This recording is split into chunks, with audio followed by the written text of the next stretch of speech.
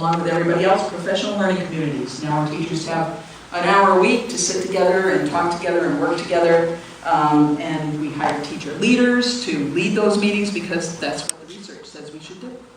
But guess what? Unless you provide those people for training, nothing's going to happen.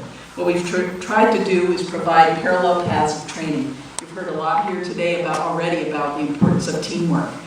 We had to help our teacher leaders know what to work on during that time. Was it going to be creating common assessments, looking at data to try to figure out what to do next with student work, or any of those kinds of things. So they had to work on the important work that research says would be important for groups of teachers to work on. But then at the same time, even excellent teachers sometimes don't have the skills to really work well in a team with their colleagues.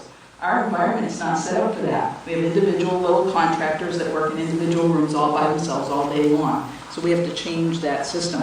Training is actually very much key. My second tip, hire tough.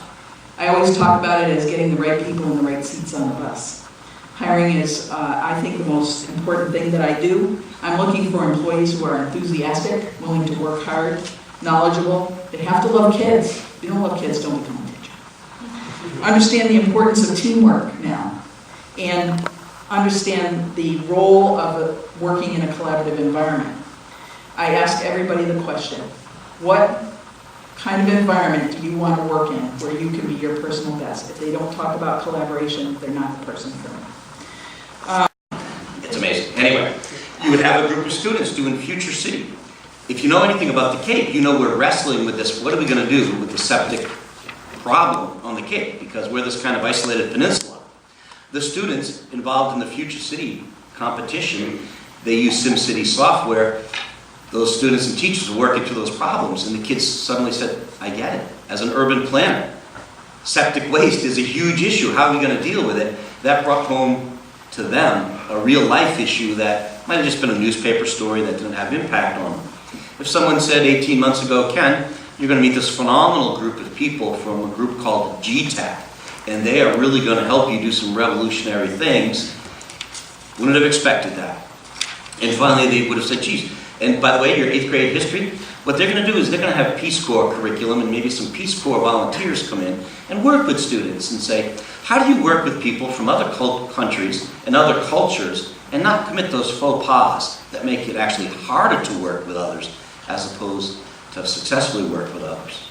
And if someone said, by the way, your English teacher is going to have this idea. Actually, how many people in this room have read parts of or all of The World is Flat? What makes me excited is all those 8th graders raised their hands. Our 8th grade students are reading excerpts from The World is Flat. Our senior seminar students at DY, usually sort of the top students, are reading The World is Flat. And they've already had Socratic seminars mixed in the groups. 18 months ago, if you said, all of that's possible, you can do that, I'm the kind of guy that says, like, cool, let's do it. But if I had asked the faculty, staff, students, and parents, most of us would have been, ooh, you can't do it, and here's the things, we've got to worry about this and worry about that. And so to reiterate the points the superintendent made, sometimes, I'm going to say it differently, you just have to have faith in the people and say, we have some opportunities here, declining enrollment, we have facility we can use. We have opportunities, we have some great staff, we got some great talent. We've all heard, proper prior planning prevents poor performance. That usually means there's a 3-ring binder in an office somewhere with 128 pages and flowcharts and detailed things, and we never implement it. I would say instead what we've embraced as a school is proper prior planning plus passion produces peak performance. If you build it and you build it right, they will come. 84 students or so, give or take, came to the high school with the only criteria being, would you do more work, will you do it faster, and will you agree that you're going to grow up quicker? And they volunteered because we built it and they wanted to be here. 8th graders, give me a hand. You guys are great. Come on.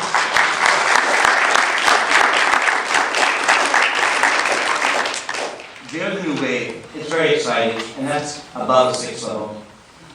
It's doable. It really says, step back, do a little planning, but run with the idea. Balanced dreaming. We didn't spend $20 million to get here. We didn't even spend over $10,000. We added a few things. We had a group of teachers who had some reservations at first and said, we're going to run with this. You know, Kate Ryan, Jay Kristofalski, Anita Slattery, Cliff Miller, Julie Siglovsky, they're up there. A couple of our tech teachers who jumped in, Chris Hansen, Jen Gavoni. They all bought into it. They didn't say, give us the perfect curriculum. We want to run with STEM because we know it's great. The kids have been phenomenal. I've seen them do phenomenal projects. They brought home. We constantly underestimate our kids in American education, and we constantly bore them to death. Good STEM education doesn't do those things. It does the reverse. We challenge them, we build on the passion, it's doable, and it's great. Those kids, and many of like them, they're testament to it can be done, and it's all about the adult mindset. And any success we've had with it, it's about those students and about those teachers. And so it's been a great